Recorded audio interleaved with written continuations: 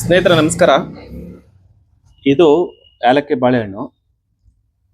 ಸುಮಾರು 6 ದಿನಗಳ ಹಿಂದೆ ಸಂದೀಪಣ್ಣ, ಹುಣಸೂರು ಸಂದೀಪಣ್ಣ ಹಾಗೆ ಸುಧಾಕ್ ಅವರು ಬಂದಿದ್ರು ನಮ್ಮ ಶಾಪಿಗೆ.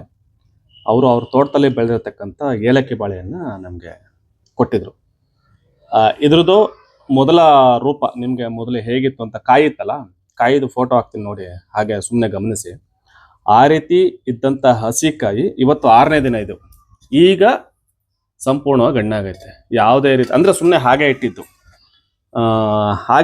ಇವಾಗ ಸಂಪೂರ್ಣವಾಗಿ ಕಂಪ್ಲೀಟ್ ಹಣ್ಣಾಗಿದೆ. ಇವತ್ತಿಗೆ ನೆನ್ನೆನೂ ನೋಡಿದೆ, ನೆನ್ನೆ ಒಂದು ಸ್ವಲ್ಪ ದೋರ್ಗಾಯಿತು. ಇವತ್ತು ಸಂಪೂರ್ಣ ಹಣ್ಣಾಗೈತೆ. ಅಂದರೆ 6 ದಿನಗಳು ತಗೋತು. ಇನ್ನೊಬ್ರು ಹಲ್ಲೆಗೆರೆ ಗಿರೀಶ್ ಅಂತ ಬರ್ತಾರೆ, ಅವರು ಕೂಡ ಒಂದು 2 ತಿಂಗಳಿಂದ ಹಣ್ಣು ಕೊಟ್ಟಿದ್ರು.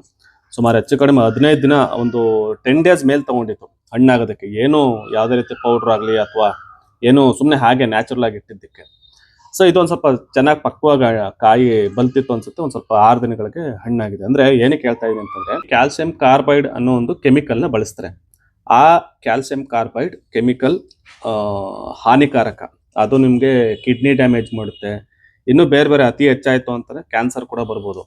ಯಾವ್ಯಾವುದೇ ಕೆಮಿಕಲ್ ರೂಪದಲ್ಲಿ ಏನೇನು ನಾವು ತಿಂತೀವಿ ಎಲ್ಲ ಕೂಡ ಕ್ಯಾನ್ಸರ್ ಕಾರಕ ಗುಣಗಳನ್ನ ಹೊಂದಿರುತ್ತೆ. ಮತ್ತು ಇನ್ನು ಬೇರೆ ಬೇರೆ ಮಲ್ಟಿಪಲ್ ಆರ್ಗ್ಯಾನ್ ಫೇಲ್ಯೂರ್ ಕೂಡ ಆಗ್ಬೋದು. ಹೀಗೆ ಅಂತ ಹೇಳಲಿಕ್ಕಾಗಲ್ಲ. ಯಾವತ್ತೋ ಒಂದಿನ ಹಣ್ಣು ಯಾವತ್ತೋ ಒಂದಿನ ತಿಂದರೆ ಅಂತಂದರೆ, ರೆಗ್ಯುಲರ್ ನಾವೇನು ಮಾಡ್ತೀವಿ, ಮನೆಗಳಿಗೆ ಮಕ್ಕಳು ತಿನ್ನಲಿ ಅಂತೇಳಿ ಅದೇ ಪೂಜೆಗೆ ಇನ್ನೊಂದಕ್ಕೆ ತೊಗೊಂಡೋಗ್ತಾ ಇರ್ತೀವಿ.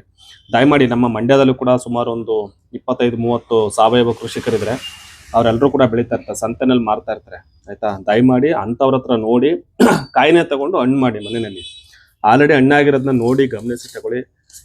ಯಾರು ಕೆಮಿಕಲ್ ಹಾಕಿದ್ರೆ ಯಾರು ಕೆಮಿಕಲ್ ಹಾಕಿಲ್ಲ ಪತ್ತೆ ಮಾಡೋದು ಭಾಳ ಕಷ್ಟ. ಈಗ ನಾವು ಹೋಗ್ಬಿಟ್ಟು ಅದಕ್ಕೆ ಸೊಲ್ಯೂಷನ್ ಹಾಕಿ ಕೆಮಿಕಲ್ ಹಾಕಿ ಕಂಡುಹಿಡಿಯೋದು ಭಾಳ ಕಷ್ಟ. ಬಟ್ ಏನಂದ್ರೆ ನಂಬಿಕೆಯಿಂದ ಈಗ ನಮಗೆ ಸಂದೀಪಣ್ಣವ್ರು ಬಂದು ಕೊಟ್ಟಿದ್ರು, ಮತ್ತು ನಮಗೆ ಗಿರೀಶ್ ಅಣ್ಣ ಕೊಡ್ತಾರೆ. ಸಂತೆಯಿಂದ ನಾವು ತರ್ತಾ ಇರ್ತೀವಿ, ಆಯಿತಾ, ತಂದು ನಾವು ತಿಂತೀವಿ. ನಾವು ಆಗತ್ತ ಮಾರ್ಕೆಟಲ್ಲಿ ತೊಗೊಳ್ಳೋದಲ್ಲ, ತೀರಾ ಅನಿವಾರ್ಯತೆ ಬೇಕು ಅಂದಾಗ ಯಾವತ್ತೊಂದಿನ ಪೂಜೆಗೆ ಅದಕ್ಕೆ ಇದಕ್ಕೆ ತೊಗೊಳ್ತೀವಿ. ಸೊ ಹಾಗಾಗಿ ದಯಮಾಡಿ ಒಟ್ಟಾರೆ ನಾನೊಬ್ಬ ಗ್ರಾಹಕನಾಗಿ ನಾನೇನು ಮಾಡ್ತೀನಿ ಅಂತ ನಾನು ಗಮನಿಸಿ ನನಗೆ ಮೊದಲ ಆದ್ಯತೆ ಆರ್ಗ್ಯಾನಿಕ್ ಸಿಗುತ್ತಾ ಅಥವಾ ಕೆಮಿಕಲ್ ಫ್ರೀನೇ ಆಗಲಿ. ಉದಾಹರಣೆಗೆ ಬಾಳೆಹಣ್ಣನ್ನು ಕೆಮಿಕಲ್ ಹಾಕೊಂಡೇ ಬೆಳೆದಿರ್ತಾರೆ ಅಂತ ಇಟ್ಕೊಳ್ಳಿ, ಆದರೆ ಅದು ಹಣ್ಣಾಗಬೇಕಾದ್ರೆ ಯಾವುದೇ ರೀತಿ ಕೆಮಿಕಲ್ ಬಳಸಿರ್ಬಾರ್ದು, ನ್ಯಾಚುರಲ್ ಆಗಿ ಹಣ್ಣಾಗಿರ್ಬೇಕು. ಸೊ ಅಂಥವ್ರ ಹತ್ರ ನೋಡಿ ಅಟ್ಲೀಸ್ಟ್ ಈ ರೀತಿನ ಒಂದು ಅವೇರ್ನೆಸ್ಸನ್ನು ನಾವು ಇಟ್ಕೊಳ್ಳೇಬೇಕು. ಜಾಗೃತಿನ ನಮಗೂ ನಾವೇ ಇಟ್ಕೋಬೇಕು. ಇದನ್ನ ಯಾರು ಬಂದು ಹೇಳ್ಕೊಡಲ್ಲ. ಹಿಂದಿನ ಕಾಲದಲ್ಲಿ ಆದರೆ 50-60 ವರ್ಷ 70 ವರ್ಷ ಅಥವಾ ತುಂಬ ಹಿಂದೆ ಇದನ್ನ ಯಾರು ಹೇಳಂಗೆ ಇಲ್ಲ, ಎಲ್ಲವೂ ಕೂಡ ನ್ಯಾಚುರಲ್ ಆಗಿರ್ತಾ ಇತ್ತು.